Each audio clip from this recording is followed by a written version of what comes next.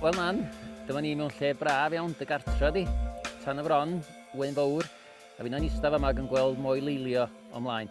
Darwch ychydig wrtha fi am dy gyfnod cynnar. Yndi, am hwn i, mae does le harddach chi fedru gael hwn adra na fama. Mae'r olygfa da ni'n gael o ffenast y gegin. Ac wrth gwrs, a fi'n yn 50 mae rwy'n yn hynod o freintiedig bod o dal yn adra. Achos bod mam a dad dal i fyw yma ac yn cael iechyd i wneud hynny, mae hynny beth braf iawn. Ac wrth gwrs, ysgol gynradd, Wyn Fawr, nan? Wel, ar y feddwl, sti, ges i ngeni yn Sir y Fflint. A fydden ni'n byw yn Wyddgrug, fe mam a dad yn byw Wyddgrug am flwyddyn. A wedyn dda ni symud i dŷ bach yn ganol y pentra, ac oedd hynny am ryw 2 blynedd, wedyn dda ni yma. A ia, ysgol gynradd Waun Fawr, ac dwi'n cofio eto ti'n sôn bod Llanrug yn le hynod o Gymreig, pentre fwy o Cymreig. Oedd na ddwy oedd yn dallt, wel, dim bod nhw'n dallt Cymraeg yn iawn, ond 2 Saesnas yn y flwyddyn allan o 16 ohono ni. Ac ia, so just y fath yna fagwraeth felly. A bod pawb, ti'n bod pawb bod y werin hefyd yn siarad Cymraeg felly yn bentre Cymreig, yn bentra cymunedol iawn, bobl ddwad oedda ni, bod, ia, dwi'n meddwl bod fi dal yn berson dwad yma bod ni wedi bod yma ers hanner canrif felly. Ond, ia, dyma di adra. Ac wrth gwrs, ia, ysgol gynradd Wyn Fawr, ond ysgol Sul, Capal, Bethal, Wyn, ac Antibesi, dwi'n cofio Antibesi, a dwi'n cofio brawt i felly. Ond dyda chydig bach am dylanwad Antibesi anna chi fel plant? Bendant. Besi Jones, wrth gwrs, oedd hi'n athrylyth, oedd hi'n athrawes mathemateg, prin iawn oedd merched oedd yn athrawon mathemateg ar y pryd. A dwi'n cofio un o'r atgofion sydd gyda ni. Oedd hi'n byw yn Broner Yrru sydd jyst lawr ffordd o fama. Sa'n ni'n cael galwad ffôn, a sa'n Antibesi'n ffonio ac yn deud, bore da, prawn da, noswaith da, beth bynnag oedd hi. Broner Yrru sydd yma. Ac mi fysa hi'n deud felly, ac fysa hi'n deud, mae Sadwrn i weld yn glir, dawch i chi gael gweld o. Oedd gen i ddim diddordeb o gwbl yn gweld Sadwrn drwy ryw delisgop a ryw wely haul yn ganol y gaea. Ond, oedd gen i ddiddordeb mawr bod yng Nghwmni Antibesi. Ac oedd na rhywbeth hynod o, ar un ystyr, sa ti'n meddwl, sut fysa person ifanc isio bod yng Nghwmni rhywun felly, achos oedd hi yn fychan o gorff, oedd hi'n neiddiol o gorff, oedd hi wastad mewn het, oedden ni'n meddwl yn blant, bod ti'n mynd i'w gwely mewn het. Ac mi fysa hi yn siarad yn eitha ffurfiol efo rhywun. Ond, ia, yn yr ysgol Sul yn Capel Bethal, glwodd rhywun yr efengil gyntaf felly, ac sawl un felly, sawl athro ysgol Sul arbennig iawn oedd na pryd hynny yng Ngapel Bethal oedd y fesru'n llawn ac oedd na ddosbarthiadau ac ia, a hyd at y cyfnod o'n i yn ysgol uwchradd a pam ddes i brofiad felly wedyn yn cymryd dosbarth ysgol Sul yn hun yn 15 oed ac ia, jyst yn hynod o falch o'r hyn mae rwy'n wedi gael. Ac wedyn yn 11 oed, symud lawr lôn i dre i Gaernarfon, i ysgol Sir Huw Owain. Dwi'n cofio ysgol Sir Huw fel ysgol rhif 4 yn chwaraeon y sir ac ysgol Bererefal yn ysgol 1, ysgol rhif 12. Be am y cyfnod hwnnw nan? Ie, wel, digwydd bod, sti Bryn. Dwi'n gwybod sy'n gwybod hyn, ond mi eisiau chwarae yn yr tîm ysgol, chwarae centre half neu centre forward yn yr tîm hoci. Ac mwynhau wneud hynny ac yn y tîm nofio hefyd felly, ond fel arall oedd beth oedd y pêl-rwyd oedd gen i ddim diddordeb. Ond pryd hynny wrth gwrs i ysgol Sir Huw Owain, ysgol dre oedden ni yn mynd, ond erbyn hyn mae plant y pentra yma gan fwyaf yn mynd i dy hen ysgol di, sef ysgol Bererefal felly. Ac yn ystod y cyfnod yna cael lot o gyfleon gwahanol, a dwi'n meddwl un o'r cyfleon ges i, dwi'n meddwl oedd bod yn rhan o dîm siar cyhoeddus, bod yn rhan o dîm y cwis llyfrau, jyst cael profiadau a cael yr hawl i dyfu fyny i pwy ydw i lle. Ac wedyn, yn dilyn lefel A, nes di'n mynd y ffordd arferol fatha llawer iawn o hwnna'n i goleg, yn ytrach nes di symud i gyfandir gwahanol. Do. Mi oedd pawb yn neud i'w ffurlen icas ar y pryd ac o'n i'n gwbl benderfynol na'r hyn o'n i eisiau wneud. O'n i eisiau cael mynd i Affrica ac o'n i fod i fynd efo ryw fudiad Cristnogol Parchg Trust ac yn digwydd bod oedd y cysylltiad ar y pryd rhwng y teulu felly yn gry iawn efo Lesotho ac Dolen Cymru Lesotho a cael y profiad drwy'r diweddar Dr Carl Claus cael cyfle i fynd i Lesotho efo Dolen Cymru Lesotho a treulio blwyddyn yn fanno. Ond y bwriad oedd dod yn ôl a mynd i Fangor i wneud gradd mewn diwinyddiaeth, ond ddigwyddodd hynny ddim. Achos, mi ddoth na lythyr, snail mail go iawn drwy'r post yn Lesotho. Ac oedd o'n cymryd 2 wsos i lythyr gyrraedd, o'n i'n ffonio adra ar unwaith y mis. A'r llythyr yn cyrraedd gan y parchedig Jim Clark, Jim pryd hynny wrth gwrs yng Ngholeg y Bala, yn deud felly bod yna waith yn mynd, bod yna 2 swydd fel swyddogion datblygu gwaith plant ieuenctid yn mynd. Ac oedd hyn ar ddechrau y 90au. A dyma ryw feddwl, wel, a'i coleg yma ryw 2 flynedd ta.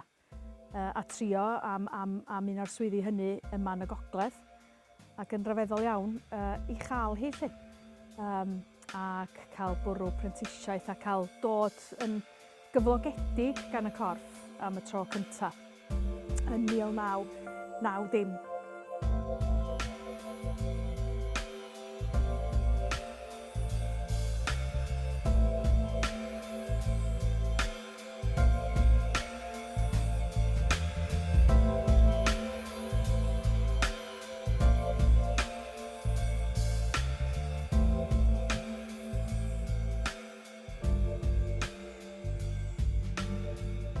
Felly fel gweithiwr ieuenctid yn crwydro llawer yn y gogledd ac hefyd drwy Gymru yn genedlaethol. Ac wedyn wrth gwrs, wrth i Huw dod i weithio i Goleg y Bala, mi ddeithoch chi i Goleg y Bala i fyw. A dyna'r cyfnod wrth gwrs y buon ni fel teuluoedd yn gweithio hefo'n gilydd. Wel, oedd, ond yr un swydd o'n i'n neud felly, o'n i'n parhau fel gweithiwr datblygu gwaith plant ieuenctid. A fes i yn y swydd hynny am chydig dros 5 mlynedd.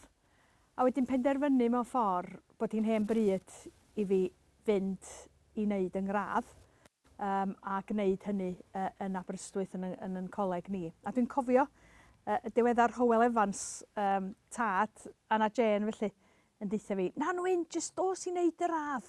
Dim ots am beth ti'n wneud o. Ond drwy ryw ryfedd wyrth penderfynu wneud o mewn diwinyddiaeth yn y coleg diwinyddol yn un o'r myfyrwyr ola mewn ffordd yn y coleg diwinyddol unedig. Ac cael bod yno efo y diweddar Elfed a Prefydd Robert a John Tidno a cael amser arbennig y fanno ac hefyd wrth gwrs cael bod yn Coleg y Bala a cael bod yn ran ac oedd hwnnw'n amser arbennig iawn mewn ffordd pan mae rhywun yn edrych yn ôl. Ac fyswn i hyd yn oed yn dweud bod o'n amser o fendith y cyfnod bach yna yn Bala. Ac wrth gwrs mi ddaru ti a Nia a'r plant gyrraedd ac gafon ni gyd-fyw yn yr un tŷ, jyst bod ni'n byw fyny grisia, bod chi lawr grisia, ac yna cael symud i Caerini gyferbyn ar coleg wedyn. A jyst cael y cyfnod yna. Ac wedyn, yn y flwyddyn 2000, Huw a chdi'n cael eich ordeinio, a weinidogion a'r ddau yna chi yn gweithio efo'ch gilydd yng Nghapel Bethesda, Wyddgrug. Dwi'n cofio, ti'n modd, o'n i'n sgwennu ym mhapur arholiad ola, diwrnod ola mis Mai 2000. Yn symud yr un noson efo livestock trailer y mrawd yng Nghyfrath i Wyddgrug ac yn cychwyn ar y cyntaf Ehefin yn yr ofalaeth. Ac 3 blant, 5, 2 ac 7 mis yn y breichia lle a cyrraedd yn Wyddgrug. A'r bwriad o'r cychwyn cyntaf oedd bod Huw a fi'n cyd-weinidogaethu A dyna da ni wedi wneud, a da ni'n parhau wneud, a da ni jyst yn teimlo'n freintiedig iawn bod ni wedi cael cwmni yn naill ar llall ar y daith honno. A symud ymlaen wedyn, mi ys di i gyfeiriad hollol wahanol i lawer iawn o hwnna ni fel gweinidogion ac i sefydliad gwahanol iawn hefyd. Dod i weithio i fwrdd ag genhadaeth i gychwyn efo ac oedd caplaniaeth glannau Mersi, ac yn y caplaniaeth yna agwedd o waith efo myfyrwyr, efo ysbytai, ac hefyd yng ngharchar i ddynion, sef carchar Oltcos yn Lerpwl. Ac mewn ffordd, y cyfle anhygoel wedyn i ddatblygu ar y gwaith hynny, a mi ddari'r carchar ei hun ddechrau'n nghydnabod i fel caplan penodol Cymraeg felly. Ac wrth gwrs oedd gofal bugeiliol am yr dynion oedd yn gofal 1,200 ohonyn nhw, a'r rhan heliw ohonyn nhw yn dod o Ogledd Cymru. Ac pethau wrth feddwl yn ôl, oedd yna wahanol enwa ceffyla wedi ennill yn eintri oedd ar yr wings felly, yr adeinia. Valentines, Melling, Reinolstown ac yn y blaen felly. A dwi'n cofio Valentine's Green, oedden nhw wedi newid yr enw i fod yn Cynafon Green. Ac o hwnna'n gyfnod arbennig iawn. Ac swn i'n bod yn berffaith honnas a dwi'n deud hyn, a dwi'n yn deud hyn, a tafod yn y moch, dwi'n deud hyn oherwydd pobl ydy pobl, lle bynnag ydych chi. Ond fyswn i'n deud bod y gwaith arbennig hynny wedi bod yn fwy ffurfiannol ac yn fwy o les i fi fedru wneud y swydd yma rwan na unrhyw beth arall dwi wedi wneud yn yng ngyrfa felly. Felly na, ti'n dweud bod gweithio yn y carchar, na dydy o ddim mor wahanol â hynny i weithio tu allan i garchar. Fe rai fe'n tro dweud mae dim ond y gwyneba sy'n wahanol. Dwi'n meddwl ran gweithio yn y carchar, un o'r pethau, oedd o'n ddisgyblaeth da i gychwyn efo, achos pan mae rhywun yn ran o sefydliad, boed o'n ysgol neu yn sbyty neu yn garchar, mae rhywun yn gorfod troi fyny ar amser penodol i wneud rhywbeth penodol. Ac oedd na drefn a strwythyr dda iawn yn y carchar. O'n i'n gadael y tŷ, toc wedi 6 yn bora, o'n i fewn yn y carchar toc wedi 7, o'n i wrthi drwy'r dydd, o'n i wastad wneud dyddiau hir, shifft hir. So fel o'n i'n cyrraedd ac fel o'n i'n pigo ngoriadau fyny, yn ystod y gaea wrth gwrs oedd hi eto i wawrio, ac mi o'n i yn cyrraedd i fewn, ac oedd rhywun yn gweld fel tasa fo'n, pan mae gen ti 1,200 o bobl yn byw yn rhywle, mae dros 1,000 o bobl yn byw yma yn Waun Fawr, ond mi oedd y pentra yma, sef carchar Oltcos, yn fwy na pentra Waun Fawr. Ac oedd o fel tasa ti'n cerdded y stryd yn Waun, yn gweld Mrs Jones yn agor i chyrtans, yn gweld rhywun arall yn brwsio i ddannedd o ffenast, gweld rhywun arall yn deud rhywbeth drwy ffenast, ac lot o wirioneddau mawr. So, oedd hwnna'n yn ddisgyblaeth, felly wedyn yna drefn ar y diwrnod, yna bethau penodol o'n i'n gorfod wneud, o'n i'n gorfod gweld pawb yn dod o'r newydd i fewn i'r carchar, a pan oedd rhywun yr unig gaplan ar ddyddiau Sadwrn, neu ar wyl y banc, neu be bynnag, wel, mi fysa'n gallu bod yn hyd at 100 o bobl oedd rhaid gweld cyn gadael y lle.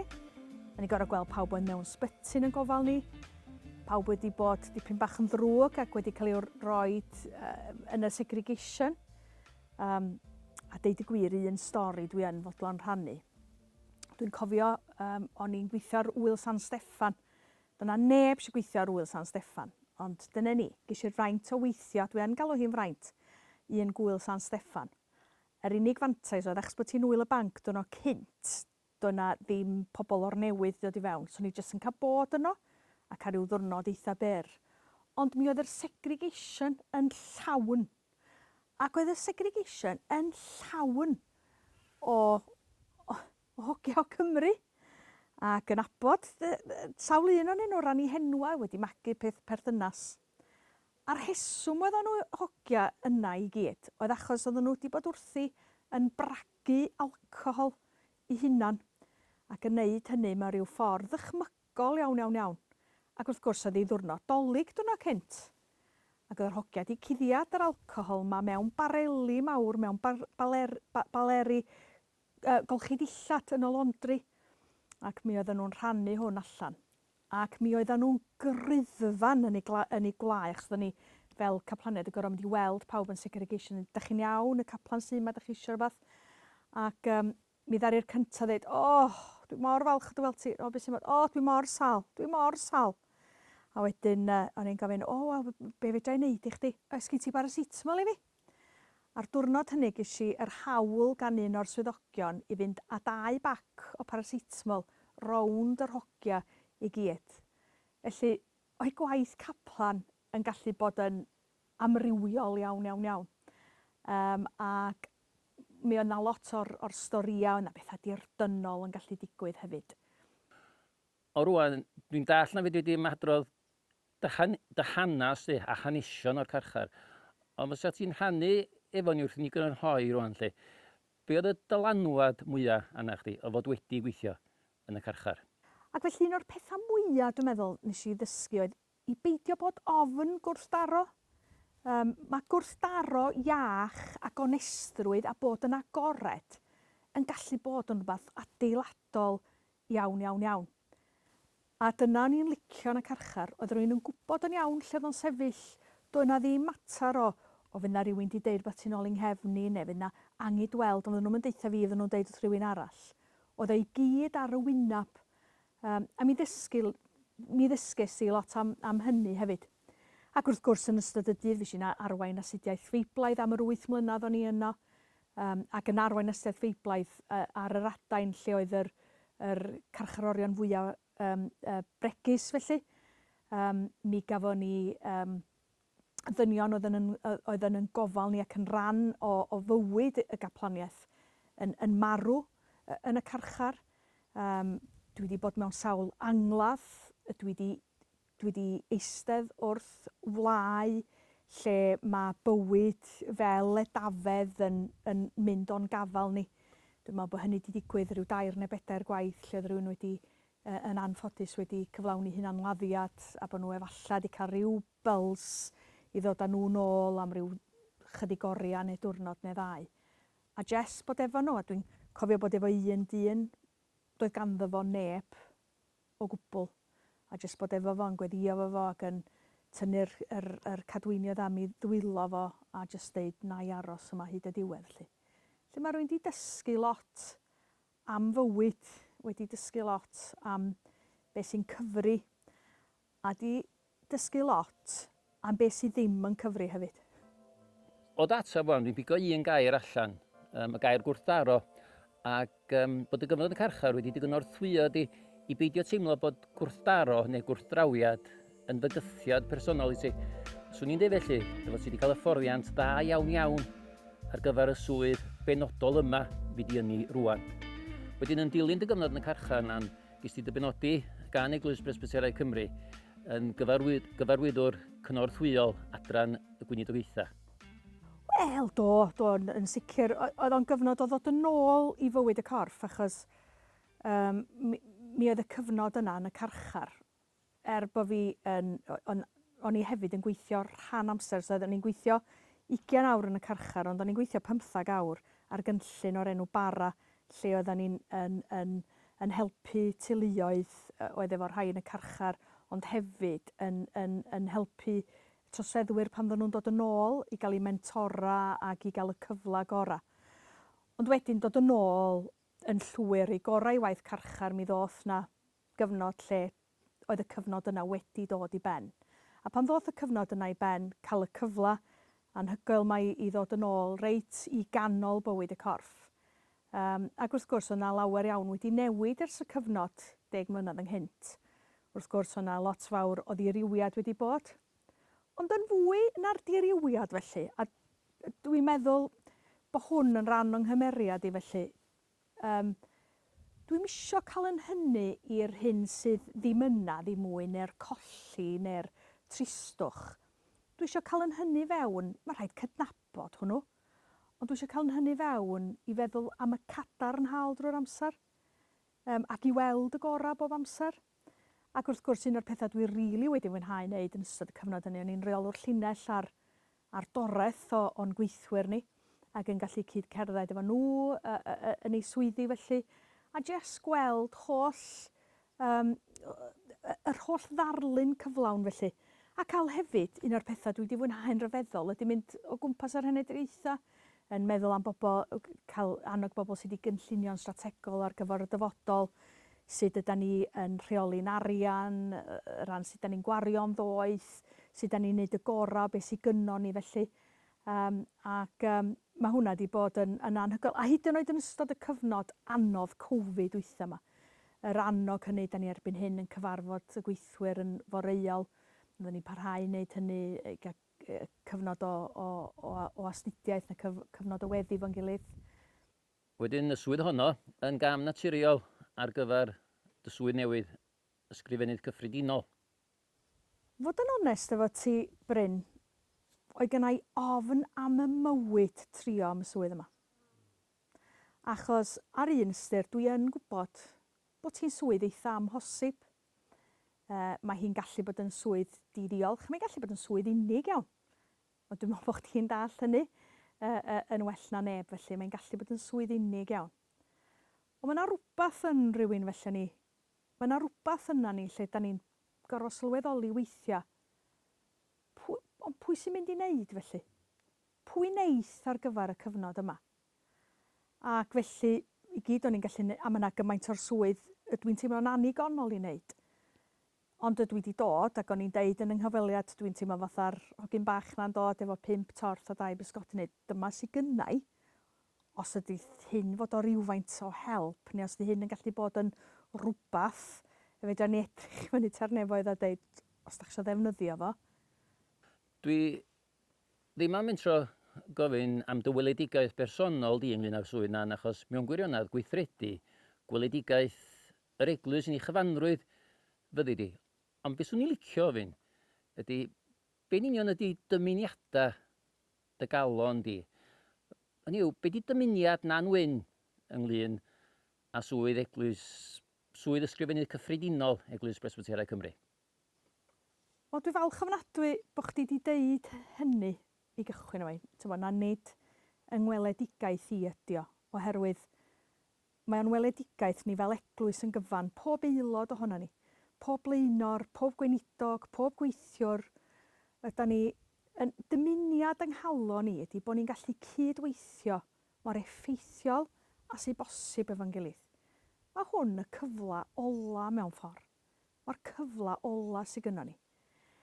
Dwi hefyd, ran dymuniad yng nghalon ni, dwi'n meddwl na un o'r pethau hynny, ydw i wirioneddol yn awch i weld yn digwydd, ydy'r diffiniad yma o be fydd Eglwys i'r dyfodol, achos da ni'n gwybod na fydd o ddim be di wedi bod dros yr 2 ganrif ddwytha yma.